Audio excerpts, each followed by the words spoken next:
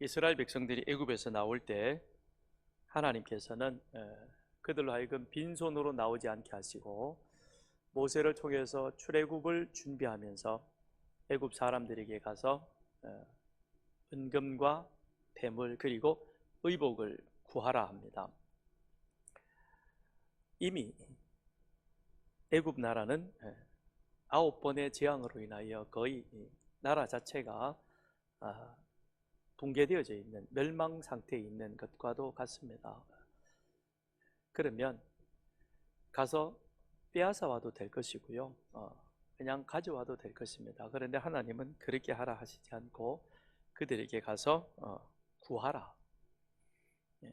내가 애굽 사람들에게 은혜를 줄 것인데 너희들이 가서 구하면 그러면 그들이 너희들에게 은금 폐물과 의복을 줄 것이다. 그러니 그것을 가지고 애굽에서 나오라고 하십니다. 그래서 그들은 빈손으로 나오지 않고 많은 은금 폐물과 의복을 가지고 애굽에서 나옵니다. 그런데 그들이 애굽에서 가지고 나왔던 이 재물들은 그들이 시내 광야에서 1년간 머물면서 그것을 2번이나 자원하여 내는 그런 일이 있습니다. 한 번은 송아지 우상을 만드는 일에 그들이 은금을 거기에 가져다 놓습니다. 또 한 번은 성막을 세우는 일에 그들이 애굽에서 가지고 나왔던 은금 폐물을 즐거운 마음으로 거기에 드리는 그런 일이 있죠. 400년 동안 애굽에서 살았습니다. 그런데 노예로 살았습니다. 노예는 재산이 자기 소유의 재산이 없습니다. 그리고 그들이 나오면서 그것을 주장할 그와 같은 근거도 없는 것입니다. 그러니 이스라엘이 애굽에서 나올 때 빈손으로 나와도 할 말이 없겠죠. 그러나 하나님의 은혜로 이스라엘 백성들은 빈손으로 나오지 아니하고 그 손에 많은 재물을 가지고 그리고 출애굽하였습니다. 그들이 재물을 가진 것은 하나님의 은혜였습니다. 그런데 그 주신 하나님의 축복인 은혜를 한 번은 자기 욕심을 위해서 자기 욕망을 충족시키기 위해서 내어 놓았습니다. 그랬는데 그것이 하나님을 대적하는 그런 일이 생기고 말았던 것이죠. 모세가 시내산에 올라갔습니다. 어떻게든지 알 수 없었습니다. 그래서 그들은 아론에게 항의하러 갔다가 아론의 제의에 그들이 가지고 있던 은금을 내어놓고 그것으로 송아지 우상을 만들었습니다. 하나님이 주신 은혜였고 재물이었는데 자기들의 욕망을 위해서 그것을 사용했더니 하나님을 대적하는 도구가 되고 말았습니다. 그런데 또 한 번은 모세가 시내산에서 하나님으로부터 성막 설계도를 가지고 내려왔고 그것을 세우는 그 일에 이스라엘 백성들이 자원하는 마음으로 즐겁게 그 재물을 내어 놓았습니다. 그랬더니 40년 광야 생활 동안 그들은 늘 그들 가운데 성막이 있고 성막이 있다는 것은 하나님이 그들과 임재 함께 하신다는 것을 의미하는 것이고 그래서 그들은 40년 광야 생활이 결코 외롭지 않고 힘들지 않고 하나님과 동행하는 가운데 마침내 약속의 땅 가나안으로 나아갈 수 있었습니다. 재물은 얻을 때도 하나님의 은혜이지만 그러나 그것을 사용함에 있어서는 또한 지혜가 필요한 것입니다. 그래서 하나님의 재물이라고 하는 것은 그것은 얻을 때나 또는 사용할 때에 하나님이 주신 지혜롭게 사용하는 그런 은혜가 우리에게 있어야 할 것입니다. 하나님은 우리에게 재물을 주시되 2가지 목적으로 재물을 주십니다. 하나는 의식주의 문제로 일상의 필요를 채우기 위해서 하나님은 우리에게 재물을 주시는 것이죠. 출애굽한 이스라엘 백성들 그들은 광야에서 40년을 살아갑니다. 그런데 광야 40년을 살면서도 그들에게 있어서는 의식주에 있어서 필요한 부족함이 없었습니다. 그래서 모세가 마지막 만나 세대들에게 이제 가나안 땅에 들어갈 그들에게 하나님은 우리들의 의식주에 대한 필요를 책임져 주신다. 그러므로 그 의식주에 필요한 것들을 하나님께서 우리에게 공급해 주신다라고 하는 사실을 그는 이렇게 말합니다. 주께서 40년 동안 너희를 광야에서 인도하셨거니와 너희 몸의 옷이 낡아지지 아니하였고 너희 발의 신이 헤어지지 아니하였다. 하나님이 책임져 주시지 않았느냐? 그건 만나 세대들, 태어나면서 만나를 먹고 만나를 먹으면서 모세에게 율법을 교육을 받았고, 그리고 이제는 가나안 땅에 들어가는 그들의 삶 가운데 만나는 떨어질래야 떨어질 수 없는 그와 같은 귀한 양식이었습니다. 근데 그 양식이 누구로부터 왔느냐? 하나님으로부터 공급되어졌다. 하나님은 우리의 의식주의 필요를 위해서 우리에게 필요한 만나를 또한 재물을 공급해 주십니다. 그래서 만나 세대들에게 가나안 땅에 들어가면 하나님이 우리의 의식주를 아시고 필요에 따라 그것을 공급해 주시니, 그러니 하나님 중심으로 말씀 중심으로 살 것을 모세는 당부하는 것이죠. 또한 하나님께서는 의로운 열매를 맺기 위한 씨앗으로 우리에게 재물을 주십니다. 하나님이 재물을 주시는 것은 우리의 살아가는 삶을 위해서, 그리고 또한 그 삶의 일정 부분은 재물은 의로운 열매를 맺는 씨앗으로 그 재물이 사용되어지기를 하나님은 원하시는 것이죠. 그래서 성경을 보면 성경에는 믿음과 구원에 관한 단어가 많이 나옵니다. 약 한 450번 정도가 믿음, 구원에 대한 단어로 그렇게 구절로 등장을 합니다. 그런데요, 돈과 재물에 관한 성경 구절은 그것보다 훨씬 많습니다. 2300여 회 정도 돈과 재물에 관한 구절이 등장을 합니다. 우리는 성경을 구원받는 책이다, 구원에 관한 것이다 라고 말합니다. 그런데 믿음과 구원에 관해서는 450회 정도가 등장을 하는데, 왜? 그것과 얼핏 보면 상관이 없죠. 그렇잖아요? 돈과 재물이 구원하고 무슨 상관이 있을까? 근데 왜 거기에 대해서는 2300여 회 정도나 그렇게 성경은 언급을 하고 있을까? 예수님께서 비유로 베풀어 가르치신 경우가 38번인데 그 38번의 비유 가운데에서 16번이 물질에 관한 것입니다. 예수님도 엄청 돈 좋아하셨나 보다. 물질에 대해서 관심이 많으셨는가? 관심이 많죠. 왜 관심이 많습니까? 물질이라는 것이 구원받은 우리들에게 있어서 그 구원을 계속해서 잘 존속시켜 가느냐, 그래서 아름다운 열매를 맺게 하느냐, 하나님 앞에서 부끄럽지 않는 삶을 살게 하느냐, 그거를 좌우하는 가장 결정적인 요소가 무엇이냐? 돈과 재물이라는 것이죠. 그래서 주님께서는 돈과 재물에 관심이 많으셨습니다. 그건 돈 자체에 관심이 많은 것이 아니라 우리의 마음을, 우리의 생각을 빼앗아서 하나님에게서 구원의 길에서 우리를 멀어지게 만드는 것이 무엇이냐?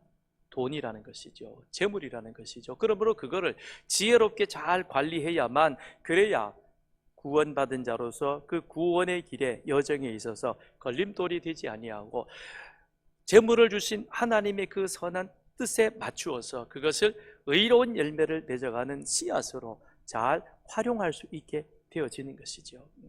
그래서 주님께서는 이 재물에 대해서 많은 부분에 말씀을 하고 계십니다.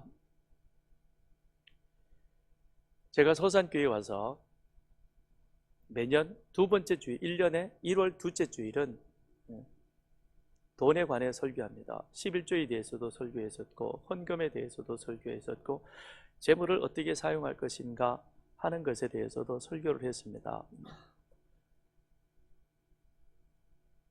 왜 설교를 하느냐?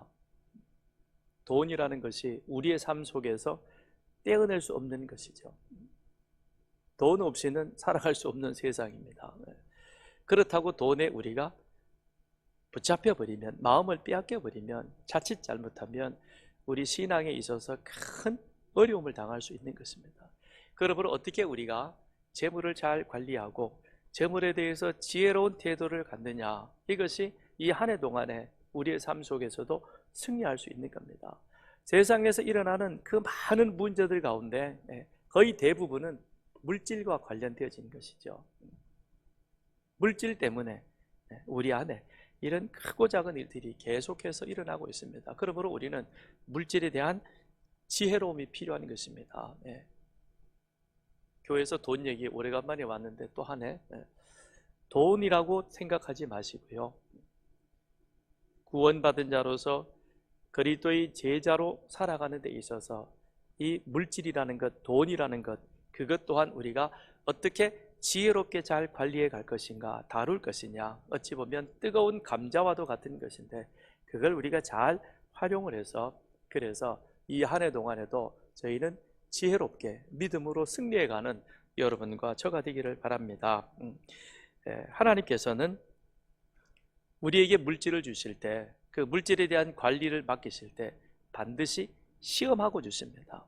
하나님은 직분도 그러시지만 물질에 대해서 모든 것들을 그냥 주시지 않고 작은 것에서부터 그것을 잘 관리하면, 그래서 작은 것에 충성된 자에게는 더 큰 것을 하나님께서는 맡겨주시는 것이죠.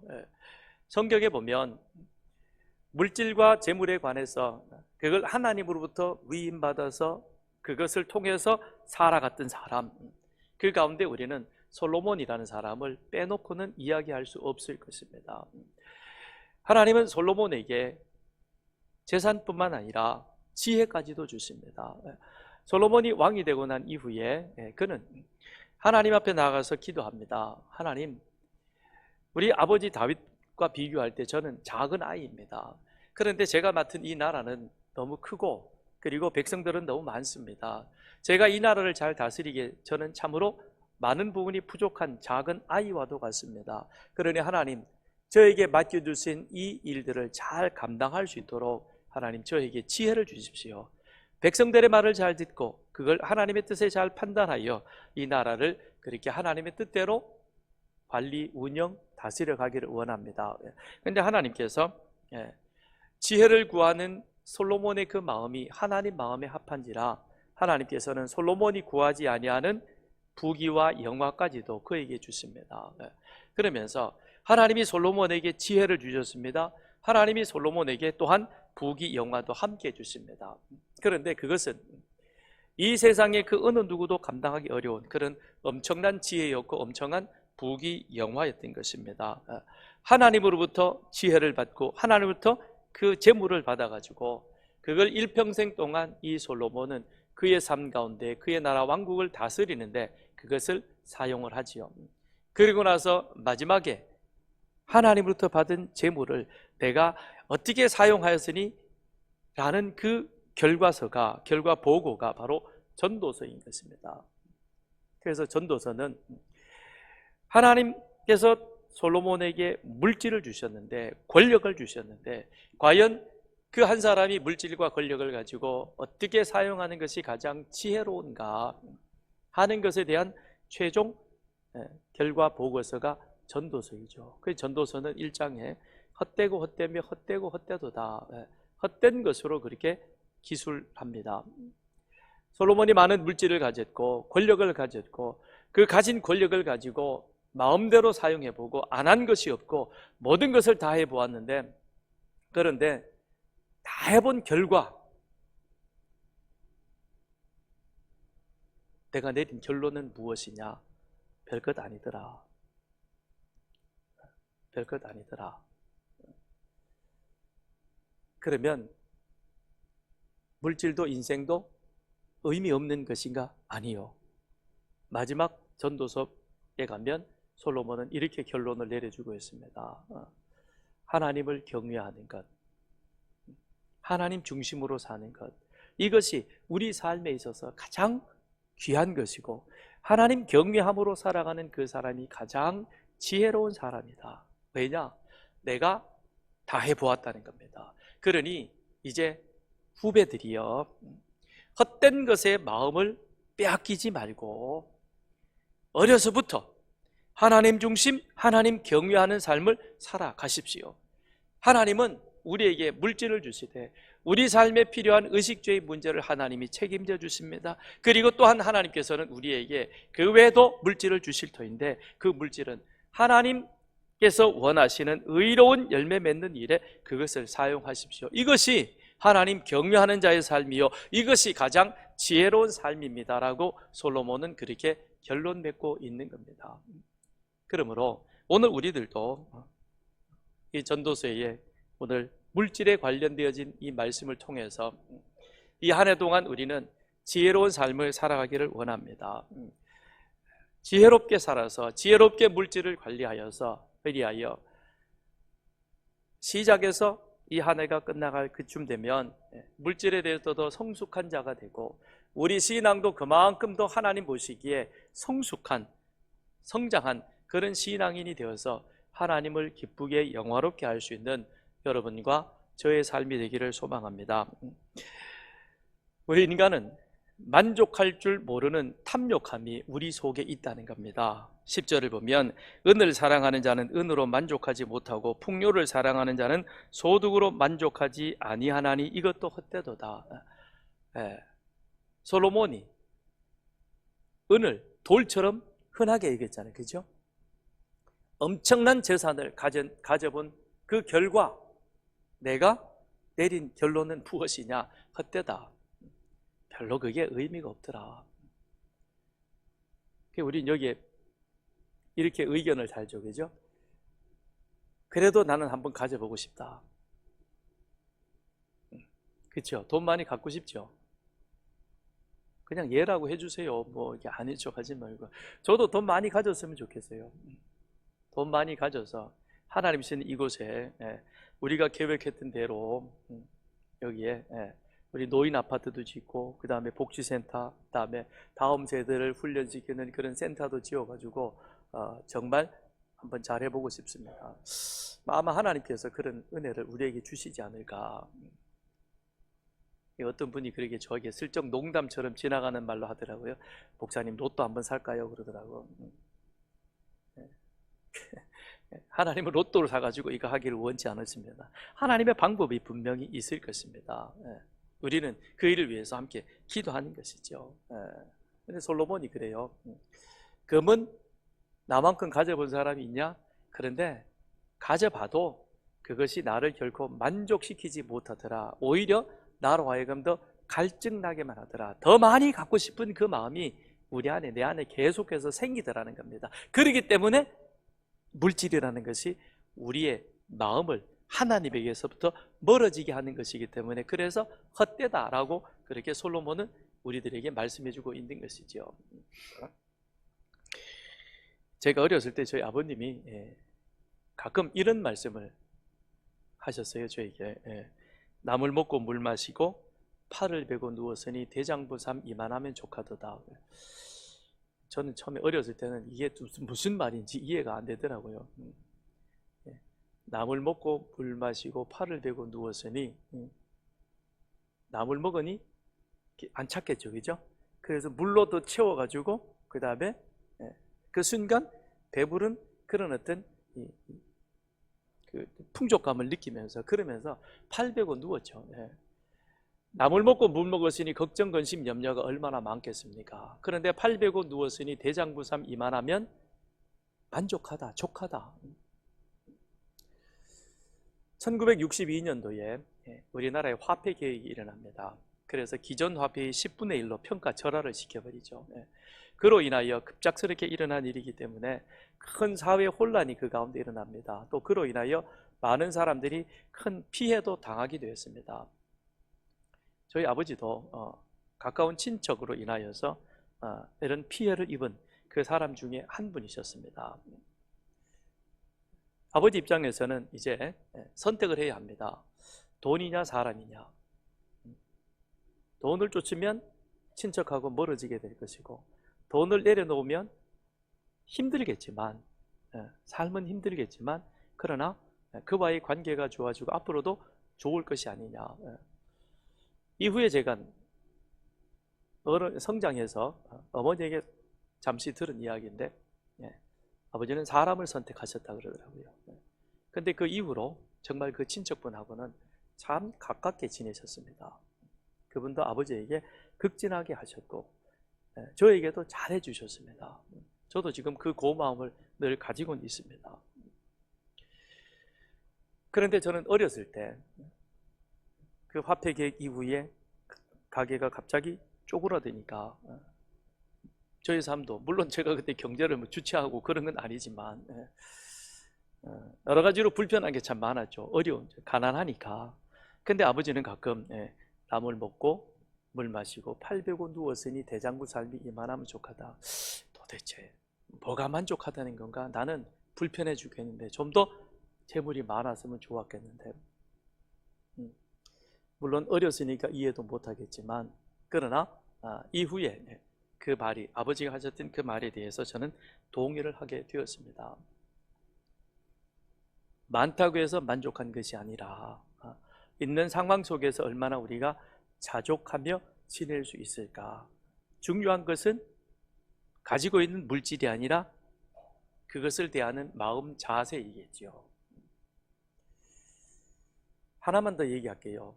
잘 얘기를 안 하는데 제가 오늘 어제 오후에 제 아내가 오늘 주일에 헌금해야 되니까 은행 좀 갔다 와야 된다 그러더라고요. 그러면서 혼잣말로 그래요. 추수감사절 연말 뭐 이렇게 해가지고는 헌금이 상당히 많네 그러더라고요. 그래서 제가 주제넘게 거기에 한마디 걸쳤어요. 그렇죠? 감사하지요. 감사하지요. 할 수 있는 마음 주셔서 감사하고, 또 감사한 것은 마음과 더불어 그것이 있음으로 감사하다는 것이죠. 내가 하나님 앞에 감사하고 싶습니다. 그런데 물질이 없으면 안타까움이 있을 것입니다. 물질이 있지만 하나님 앞에 감사하는 마음이 없습니다.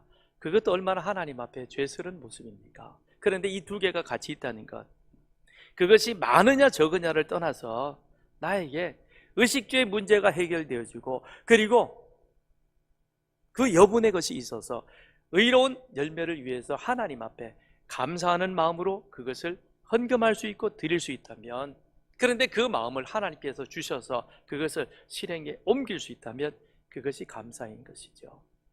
그건 하나님의 은혜, 이 모든 것들이 하나님으로부터 주어져 있는 바로 그와 같은 것임을 우리가 믿음으로 고백하게 되는 것이죠. 우리는 사랑하는 사람하고 함께 있으면 더 오래 있고 싶습니다. 사랑하는 사람하고 같이 있는데 지겹다, 빨리 이 시간 안 지나갔냐, 그렇게 생각하는 사람 아무도 없을 거예요. 그렇죠? 내가 좋아하는 사람, 내가 사랑하는 사람하고 함께 있으면 벌써 시간이 이렇게 지나갔어? 라고 이야기를 합니다. 그런데 만일 내가 사랑하는 그 대상이 하나님이 아닌 만일 물질이 되어진다면 어떻게 되어질까?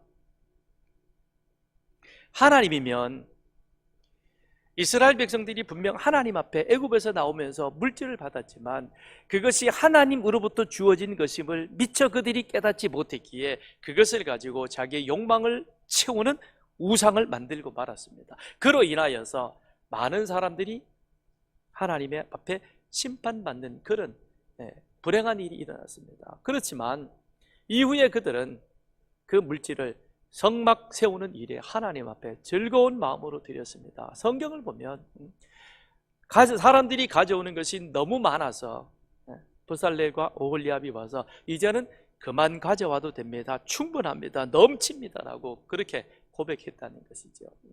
왜 그랬겠어요? 하나님 사랑, 하나님의 은혜가 무엇인가를 조금이나마 깨달은 것이죠. 그랬기에 즐거운 마음으로 하나님 앞에 드린 것입니다. 이 안에 사랑하는 마음이 있으니까 그런 일이 가능했다는 것이죠. 그런데 우리의 사랑이 하나님이 아니라 물질이 되어지면 어떨까? 그 물질은 소금과도 같아서 계속해서 우리에게 더 많은 갈증을 더 많이 갖고 싶어하는 그런 것들을 갖게 해주는 것이죠. 그래서 솔로몬은 그 부분에 대해서 경계하고 있는 겁니다. 은을 사랑하지 마라, 하나님을 사랑해라. 금? 그래, 누구나 사랑하지만 그것보다 하나님을 사랑해라. 왜 그러느냐? 은과 금도 다 하나님 소유인 것이고 내가 하나님을 사랑하고 하나님을 즐거워하면 하나님께서는 우리 삶에 필요한 것들을 풍족하게, 부족하지 않도록, 그리고 하나님의 선한 일을 위해서 우리에게 그것을 공급해 주시는 것을 솔로몬은 우리에게 깨닫게 해주고 있는 것이죠. 근데 오늘 우리들에게는 하나님 사랑하는 것보다 돈이, 재물이 오히려 그 자리를 차지하고 있습니다. 돈이 우상이 되어서 우리들의 최고의 관심사는 어떻게 하면 주식 투자해서 돈 벌까? 어떻게 하면 3년 내에 올해 안에 내 집 마련할까? 물론 내 집 마련하는 것도 중요하고 기왕이면 주식 투자해서 많은 수익을 남기는 것도 필요할 것입니다. 그걸 전혀 하지 말라는 것은 아닙니다. 중요한 것은 내 마음이 하나님 사랑하는 것보다 더 그쪽으로 빼앗겨 버리면 그것이 우리를 불행하게 만든다는 것이죠. 요즘은요 이런 말이 유행한다 그래요. 전에는 짝퉁이라 그러는데 요즘은 짝퉁이라 안 그러고 동대문 제품이라 그러는데요. 남사롱 제품 혹시 아세요? 남대문에서 파는 것을 갖다가 남사롱에서 만드는 거래요. 옛날에 뭐 살롱에서 이렇게 의류를 만들었잖아요. 근데 요즘은 짝퉁은 동대문 제품이라 그러는데요. 그 동대문 인근 그 유가 저 옛날에 그 동대문은요 거기 보면 이게 주말 시장에 짝퉁들이 많이 나와서 팔거든요. 그래서 동대문 제품 그런데요. 그리고 요즘은 또 뭐라고 하냐면 명품은 믹스 매치라 그러는데요. 처음 들어보시죠? 저도 처음 듣는 단어였어요. 믹스 앤 매치가 뭐냐? 명품과 짝퉁은 이게 이제 같이 섞은 것이 하나의 패션이라는 겁니다. 명품만이 아니라 어떤 거는 명품도 있고 어떤 거는 짝퉁도 있지만 근데 이게 같이 섞여서 요즘은 같이 돌아간대요. 그래서 과거에는 짝퉁, 가품을 가지면 괜히 그것이 마음에 찔려가지고 왜냐? 본인도 아니까 그래서 그거를 뭐 이렇게 숨기기도 하고 뭐 그러기도 했다. 근데 요즘은 자랑스럽게 내 거는 짝퉁이라도 그걸 드러낸대요. 진품과 거의 뭐 이렇게 뭐라고 그래요? 구별이 안 될 정도로 잘 만들어서 그러기도 하지만 이제는 내가 가품을 가져도 나는 괜찮다라는 것이죠. 그건 한편으로는 가품을 장려하기보다도 우리 마음이 정말 진품을 몇백만 원 주고 갖고 싶은데 그거라도 안 되니까 이거로 대리 만족해 보겠다는 겁니다. 그만큼 우리는 물질을 하나님보다 더 사랑하는 그런 마음이 우리 속에 가득 채워져 있다라고 하는 것이죠. 거기에 대해서 솔로몬은 뭐라 그러느냐? 많이 쌓아둔다고 해서 행복한 것도 많이 가지고 있다고 해서 만족한 것이 아니라 있는 상황 속에서 그것이 하나님이 주신 은혜라고 하는 사실을 깨달을 때 우리 안에 만족이 있고 그것이 우리로 하여금 참된 평화를 가져오는 것이라고 말합니다. 그래서 바울은 이렇게 고백을 합니다. 내가 궁핍함으로 말하는 것이 아니니라 어떠한 형편에든지 나는 자족하기를 배웠다라고 말합니다. 내가 궁핍하기 때문에 억지로 이런 말을 하는 것이 아니라 나는 그 다음 비천에 처할 줄 풍부에 처할 줄도 안다는 것이죠. 모든 상황 속에서 이 모든 것들이 하나님 주권하에 있음을 바울은 믿음으로 고백하고 그래서 배부를 때에도 그 다음에 배고플 때에도 가난할 때에도 풍부할 때에도 나는 그 모든 것에 처할 줄 아는 일체의 비결을 배웠다라고 그렇게 바울은 고백하고 있습니다.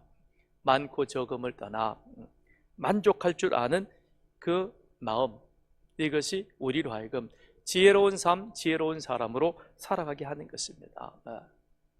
또한 솔로몬은 말하기를 그렇다면 우리는 돈의 노예인가 아니면 주인인가? 라고 말합니다. 11절로 12절 우리 같이 읽습니다. 시작.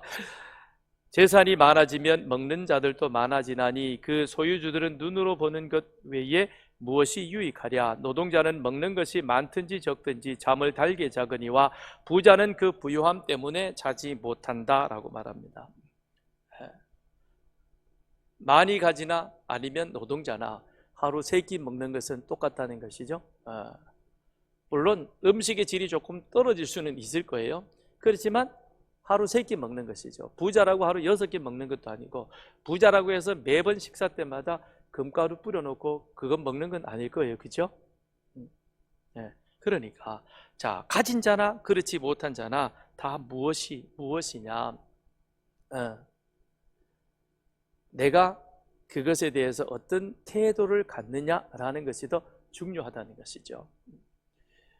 지금 이상 기후로 인하여서 여름에 갑자기 눈이 내리고 겨울이 갑자기 더워지기도 하고, 그래서 LA는 지금 산불이 나가지고는 10만 명 대피령을 내려서 10만 명의 사람들이 자기 살던 삶의 거처를 버리고 떠나야 되는 그런 다급한 상황이 벌어졌습니다. 만일 지금 우리들에게 이와 같은 아주 다급한 상황이 생겨서 10분 내에 여러분이 살던 그곳에서 우리가 다 떠나가야 합니다라는 긴급 대피 명령이 내렸다면, 자, 나는 지금 내가 살던 곳에서 떠나가야 합니다.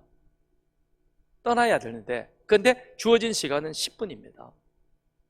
그 시간에 여러분들이 만일 집에 들어가서 챙긴다면 뭘 챙기겠어요? 10분 안에 떠나야 되는데 그 안에 여러분이 챙긴다면 뭐겠어요? 여러분이 가장 소중하게 여기는 것, 여러분이 가장 귀하게 여기는 것, 얼마나 될 것 같아요? 여러분의 생명보다 더 귀하게 여기는 귀중품이 과연 얼마나 있겠습니까? 돌아보면 거의 없을 거예요. 내가 소중하게 여겼던 것이지만 긴급히 내가 이것을 떠나야 된다면 그 모든 것들은 한낱 물건에 지나지 않는 것입니다. 나는 그것을 얻기 위해서 많은 수고와 노력을 했지만, 그런데 결국에는 그 모든 것들이 내가 다 가져갈 수 있는 그와 같은 것이 아니라는 것이죠. 하나의 물건에 불과한 것입니다. 우리는 부자 그러면 록펠러를 제일 먼저 떠올립니다. 왜 그러냐면 그는 53세에 세계 최고의 부자가 되었는데, 록펠러가 억만장자라고 불리워질 그때에 세계에서 억만장자로 불리워지는 사람은 록펠러가 제일 첫 번째 사람이었습니다. 그는 53세에 정말 열심히 노력해서 그래서 억만장자가 되었고, 그의 한 주의 수입이 100만 달러에 이르렀다는 겁니다. 여러분 놀라지 않는군요. 100만 달러가 뭐 얼마 정도인지 모르니까 우리는 별로 놀라지도 않습니다. 어마어마한 수입을 그는 매주 그렇게 거두어 드린 것이죠. 그런데 1년 후에 그가 아파서 병원에 갔더니 당신은 1년밖에 살지 못합니다는 그런 사형 선고를 의사로부터 받게 된 거예요. 기가 막히죠. 내가 이러려고 그렇게 53년 열심히 억만장자가 되었을까? 그래서 최후 검진을 한 번 더 받기 위해서 병원에 갔다가 병원 복도에 우연히 지나가면서 적혀있는 액자를 봤는데 거기에 이런 글귀가 쓰여 있더래요. 받는 것보다 주는 것이 복이 있도다. 사도행전에 있는 말씀이죠. 받는 것보다 주는 것이 복이 있도다. 근데 지나가면서 그 말씀을 보는 순간 록펠러의 마음에는 큰 깨달음이 있었고, 그리고 그 자신이 그렇게 나는 이제 1년밖에 살지 못하지만 나눔의 삶을 실천해야 되겠다. 그리고는 그 말씀대로 그렇게 실천하는 삶을 살았습니다. 그런데 신기하게도 병이 없어졌대요. 우리는 병 난 거에 대해서 관심이 너무 많습니다. 더 중요한 건 뭐죠? 어떤 삶을 사느냐는 것이죠.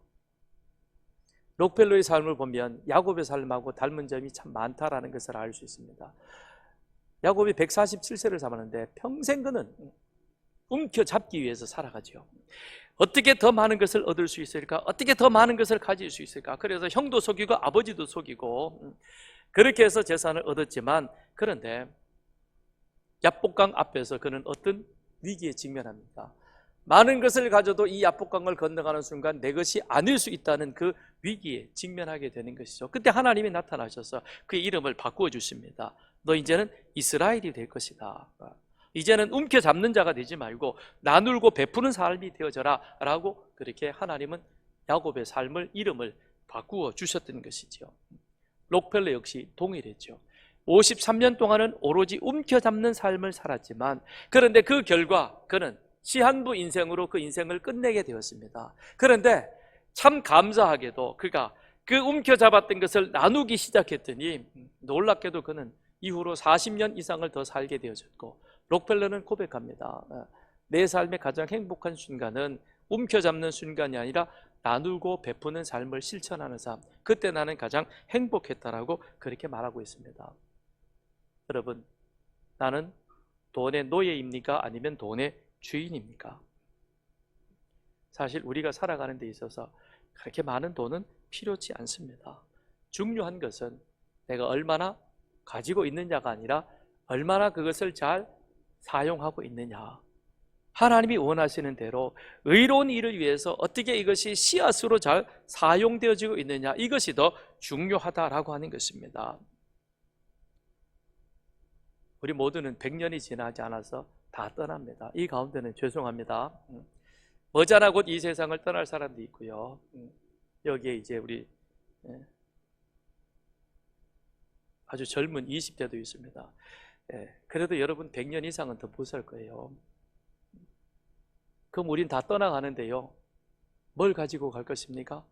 아무것도 못 가져갑니다. 현실에서 아무리 돈이 차지하는 비용이 우리에게는 크다 할지라도, 그러나 돈이 내 주인 노릇하도록 우리는 내버려 둬서는 아니 될 것입니다. 하나님이 내 삶의 주인 되심을 고백하는 삶, 그것이 가장 지혜로운 자의 삶이 될 것입니다. 그래서 솔로몬은 재물의 폐단에 대해서 13절로부터 17절에 이렇게 말하고 있습니다. 내가 해 아래에서 큰 폐단되는 일이 있는 것을 보았나니, 자, 곧 소유주가 재물을 자기에게 해가 되도록 소유하는 것이라. 너무 많이 가졌다는 것이죠. 그래서 많이 가져가지고 병이 되는 겁니다. 록펠러처럼 많은 재산을 가지고 있는데 그걸 어떻게 지킬 것인가, 그 잠도 제대로 못하다가 결국 그게 그에게 있어서는 이유를 알 수 없는 불치의 병이 찾아오게 되어졌다는 것이죠.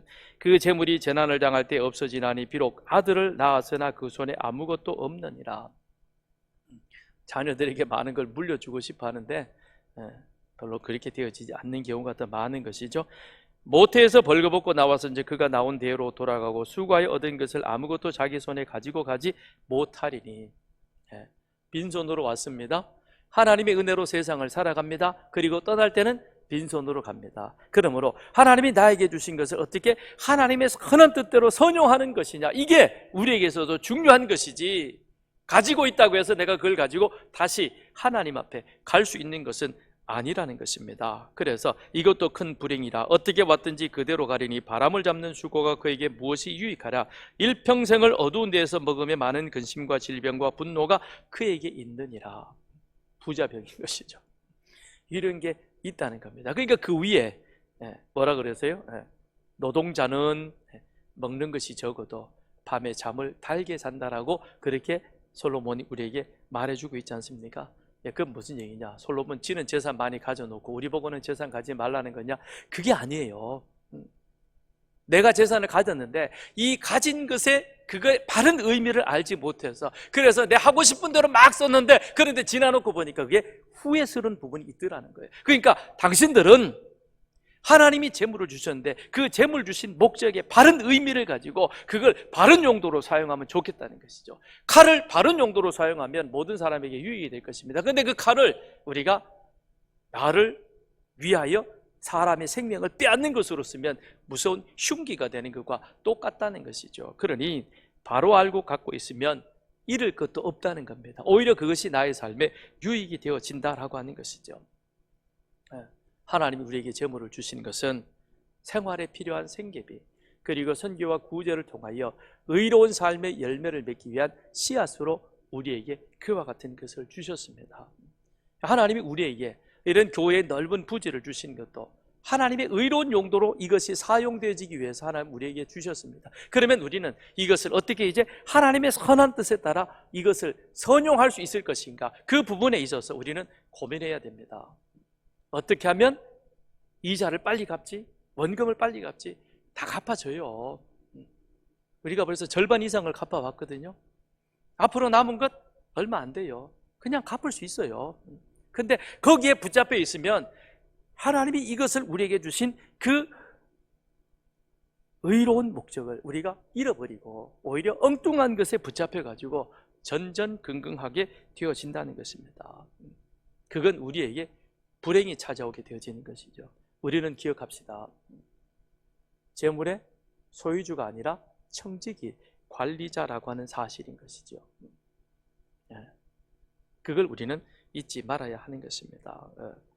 돈보다 소중한 것은 하나님이십니다. 하나님의 뜻을 알고 그것을 하나님의 뜻대로 선용하는 것이, 그것이 더 중요한 것이죠. 그러므로 우리들의 마음 중심에는 뭐가 있어야 됩니까? 하나님의 말씀이 있어야 되는 겁니다. 하나님이 우리 속에 있다면, 그렇다면 내가 지금 누리고 있는 이 물질은 하나님의 선물이라는 것이 우리 속에 분명하게 세워지게 되는 것이죠. 18절에서 20절 같이 읽고 정리하겠습니다. 시작. 사람이 하나님께서 그에게 주신 바 그 일평생에 먹고 마시며 해 아래 사는 모든 수고 중에서 낙을 보는 것이 선하고 아름다움을 내가 보았나니 그것이 그의 몫이로다. 또한 어떤 사람에게든지 하나님이 재물과 부여를 그에게 주사 능히 누리게 하시며 제 복을 받아 수고함으로 즐거워하게 하신 것은 하나님의 선물이라. 그는 자기의 생명의 날을 깊이 생각하지 아니하리니 이는 하나님이 그의 마음에 기뻐하는 것으로 응답하심이니라 그랬습니다. 17절 후반절에 보면 일평생을 어두운 데서 먹으며 많은 근심과 질병과 분노가 그에게 있다라고 하는 것이죠. 뭐예요? 재물이 우상이 되어지고 재물이 우선순위가 되어지는 이 사람, 야곱을 보십시오. 형의 장자권을 빼앗기 위해 가지고 그렇게 수를 써가지고 장자권 뺏었습니다. 그리고 아버지까지 속여가지고 장자 축복을 받았죠. 그런데 야곱이 전작 받은 게 뭐가 있습니까? 형의 위협을 피해가지고 떠나가야 합니다. 장자의 축복은 받았지만 말 그대로 그는 축복권만 받았을 뿐이지 그 손에 있는 것은 아무것도 없었습니다. 장자의 축복이라면 배나 되는 재산을 받아야 되는데 한 푼도 못 받았어요. 차자가 받아야 될 것은 그 나머지 몫인데 그것도 그에게는 없었습니다. 빈털터리로 노숙자처럼 가다가 베델에서 돌베기하고 잠을 자야 되는 그게 야곱의 신세였습니다. 그런가 하면 18절에 사람이 하나님께서 그에게 주신 그 일평생에 먹고 마시며 같은 하늘 아래 살아가는데 한 사람은 어두운 가운데서 근심과 질병과 분노 가운데 살아가는 사람이 있는가 하면 반면에 한편에는 하나님이 물질이 하나님이신 선물이라는 사실을 기억하고 그리고 일평생 해 아래에서 모든 수고 중에 낙을 보는 것이 선하고 아름다움을 내가 보았나니 먹고 마시며 행하는 모든 것들이 아름다운 그와 같은 것을 보았다는 것이죠. 우리는 야곱 한 사람의 삶을 보더라도 그렇습니다. 평생을 17절에 있는 것처럼 어두운 데서 속이고 당하고 얻기 위해서 모든 노력을 다했는데 결국에는 그 마음속에는 분노만 가득했잖아요. 형에 대한 분노, 외삼촌에 대한 분노. 그래서 도망하는 삶이 그의 삶이었습니다. 그것이 그 자식들에게도 영향을 미쳐가지고 서로 형제들 간에 그래서 결국에는 요셉까지 잃어버리는 그런 일들이 야곱의 삶 가운데 있죠. 하늘 아래 살아가고 있는 한 사람의 인생인데 그런데 그의 마지막 후반의 삶은 어떻게 되어집니까? 18절에 하나님께서 그에게 주신 바 그 일평생에 먹고 마시며 해 아래 사는 모든 수고 중에 낙을 보는 것이 그것이 선하고 아름답다 하는 것을 보았던 것이죠. 그러니 바로에 가서 축복하고 그 아들을 하나님 말씀대로 잘 훈련시켜가지고 하나님의 선한 뜻을 이루어가는 그 일에 도구로 쓰임받도록 하는 것, 이게 야곱의 남은 삶의 여정이었던 것입니다. 내 삶의 주인이 누구이십니까? 하나님이시기를 주님의 이름으로 축원드립니다. 그래서 우리는 평생토록 하나님을 경외하고 하나님이시는 그 귀한 물질이 이것이 하나님의 선물임을 우리 마음속에 믿음으로 고백하고 그것 가운데서 내 마음에 하나님이 은혜 주시면 하나님 앞에 드림에 있어서 주저하지 아니하고 즐거운 마음으로 그 일을 드리며 내 삶이 평생 하나님의 은혜로 인하여 기뻐하는 그런 삶, 그것이 이 한 해 여러분들 저의 삶이 되어서 하나님 앞에 지혜로운 그와 같은 삶을 영위해가는 여러분과 저가 되기를 바랍니다.